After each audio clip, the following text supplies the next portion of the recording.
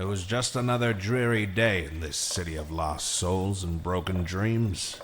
It was a place ruled by greed and lust, which made it no different than any other city, I suppose. It had rained for 17 days straight, and the storm clouds that sat over this city were so dark it was hard to tell night from day. I hadn't had a legitimate case in weeks, and the bills were starting to pile up. I was sitting at my desk, watching raindrops on the window, trying to remember how many glasses of whiskey I'd already had. I was a little drunk, but it was after 11 a.m., so that was okay. I had just decided that I should pour another when she walked in.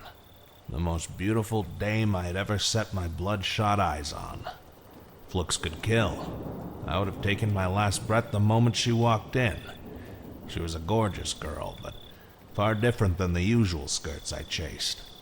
I could tell just by looking at her that she was all wrong for this city, and for a guy like me. Though her body looked like it was built for misbehaving, she had an air of innocence and sweetness about her that I wasn't sure still existed in this town. She had "good girl" written all over her, and I wondered what she was doing in a city that was nothing but bad. I stood up, instantly curious why the world's most beautiful creature had just stepped into my dreary office. Excuse me, I'm looking for Mr. Malone, the private detective. The sign said this was his office. Yeah, that's me, doll. What can I do for you? You are Detective Malone? The man who solved the Peterson murders last year, and tracked down the missing Picasso for the museum? Yeah, that's me. Why do you sound so surprised? I guess I was expecting someone a bit more put together. Well, I guess you could say things have gone a bit downhill around here since those days, but don't worry. I still clean up all right when I need to. Yes, I suppose you are quite handsome under that layer of booze and desperation. Thanks for noticing. And you, doll, are absolutely gorgeous. Thank you, I guess. So you're certainly a ray of sunshine in my dreary office, but who are you? Why are you here? Oh, my name is Angela Evergreen, and I'm here because my roommate and best friend Cynthia has been missing for almost a month now. I want to hire you to help me find her. I see. People go away from time to time, take vacations and things like that. What makes you think your friend is missing? The last time I spoke to her, she sounded a bit off. She was talking about something big that she was getting involved in, but she wouldn't tell me what. And then, the next day, she was gone. Just like that. I haven't seen her since. I see. And she's been gone for a month? Yes. We've been best friends since we were 10 years old. That was 12 years ago, and we've never gone more than a week without talking since. Ever. Okay. What can you tell me about her? Well, Cindy and I are quite different. I'm a fairly shy girl who enjoys a simple life, as you can probably tell. I always follow the rules, and I'm not big on excitement and adventure. And Cindy is quite the opposite. So she's adventurous? Oh, yes. In one area, especially. And what area is that? I'm a little bit embarrassed to say. But Cindy is particularly adventurous when it comes to intimacy. Intimacy?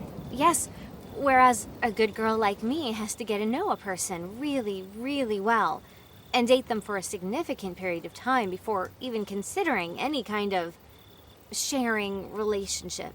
Cindy would happily share herself with anyone who caught her fancy. So you're talking about sex. Your friend Cindy is into sex? Oh, yes, very much. When it comes to sex, Cindy has an insatiable, appetite, I guess you could say. I see. And you are not like her. You're a... Good girl. Yes, sir, through and through. Cindy has very little self-control, and I seem to have enough for both of us. We're a strange pair, I know, because we are so very different, but honestly, we've been the closest of friends for years, And she would never go away for a month without letting me know where she was and what she was doing.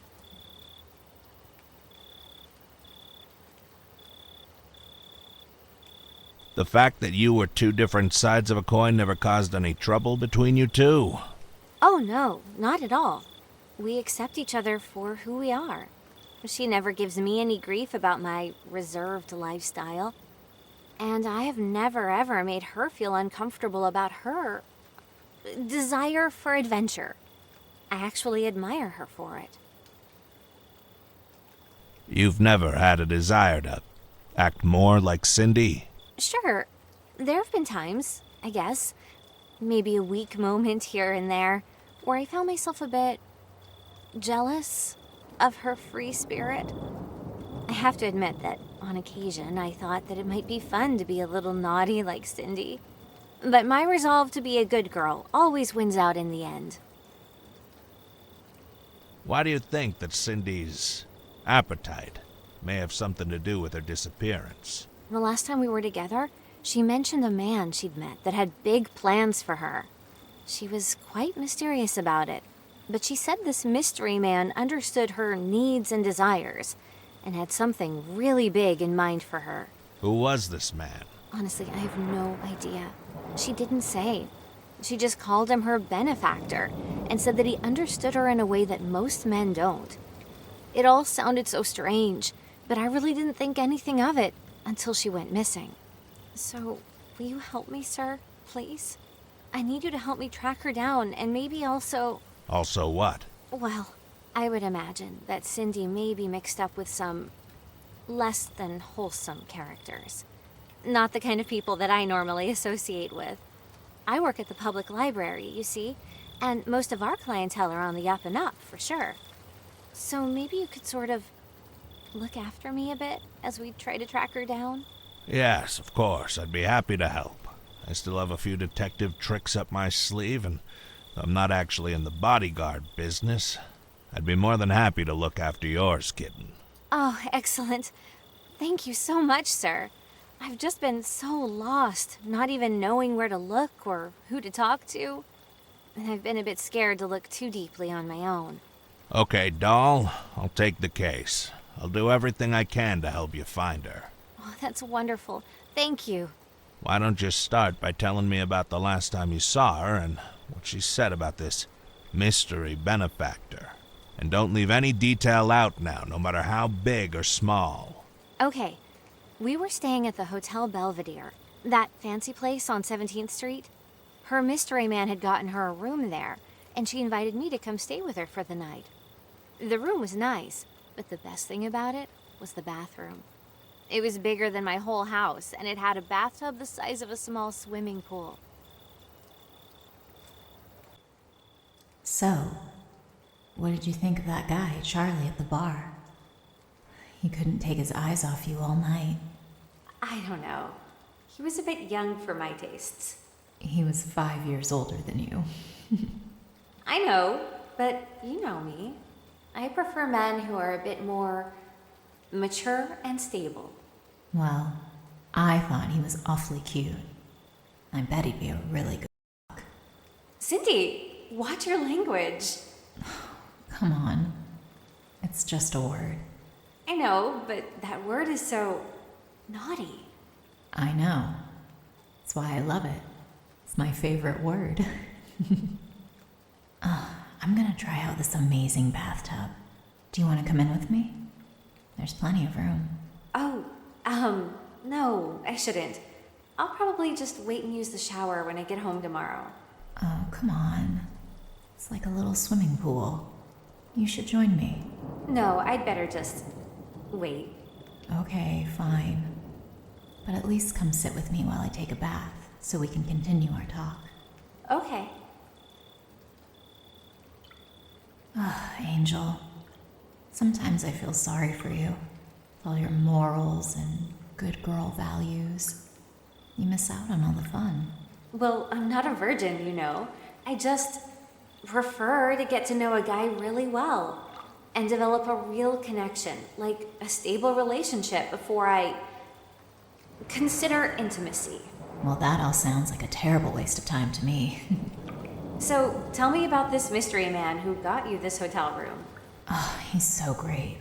He's not like anyone I've ever met before. He understands me in a way that's hard to explain.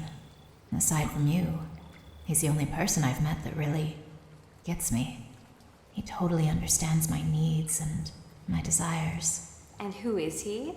He's obviously someone rich and powerful if he can afford this place. He is, but he doesn't want me telling anyone who he is. He made me swear. I don't even call him by his name. Since he's kind of my benefactor, I just call him Benny for short. Okay, well, you said he has big plans for you. What's he gonna do? Make you a movie star or something? No, nothing like that. Honestly, I'm not exactly sure what his big plan is. He just said it's something that I'll love. But he's got a few things he wants me to do first, to help prepare me. Oh, that's so mysterious. So, are you sleeping with him? Do you mean am I? No, I'm not. That's what's so crazy. Our relationship isn't like that. I mean, not that I wouldn't mind, for sure. But he's more like the mentor. Well, I hope you know what you're doing. Rich and powerful men can be dangerous. What? Are you worried he's going to kidnap me and keep me in his basement as... He's not like that. And besides, you know I'd probably love that anyway.